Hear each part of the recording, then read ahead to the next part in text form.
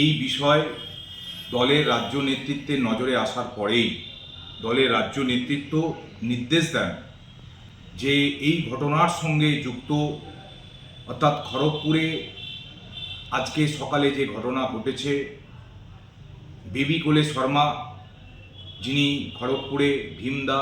ওরফে অনিল দাস বলে পরিচিত একজন ব্যক্তিকে যেভাবে প্রকাশ্য রাস্তায় প্রহার করেছেন, যেভাবে নির্মমভাবে তাকে আঘাত করেছেন, যেভাবে ভারতবর্ষের আইনের তোয়াক্কা না করে বিচার ব্যবস্থা আইন ব্যবস্থার উপরে ভরসা না রেখে নিজের হাতেই বিচারের দায়িত্ব তুলে নিয়ে একজন বয়োজ্যেষ্ঠ মানুষকে আঘাতপ্রাপ্ত করেছেন, দল এই ঘটনা জানার পরেই এই বেবি কোলে শর্মার বিরুদ্ধে দলীয় স্তরে ব্যবস্থা নেওয়ার জন্য আমাকে জানিয়েছিলেন এবং দলের রাজ্য নেতৃত্বের নির্দেশ অনুসারেই বেবি কোলে শর্মাকে আজকে শোকজ করা হলো এবং 3 দিনের মধ্যে তাকে উত্তর দিতে বলা হয়েছে।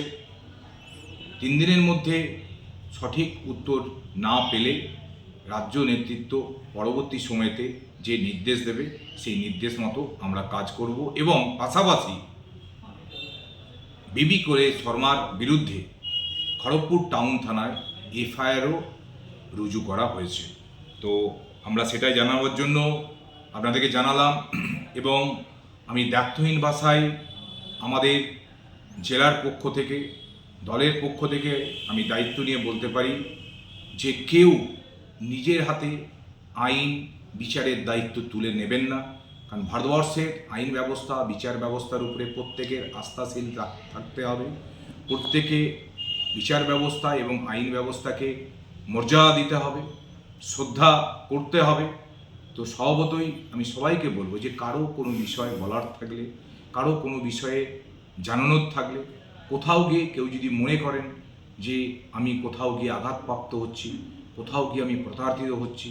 তো তার জন্য প্রশাসন আছেন, তার জন্য আইন ব্যবস্থা আছে, বিচার ব্যবস্থা আছে, আপনারা তাদের শরণাপন্ন হবেন। কিন্তু প্লিজ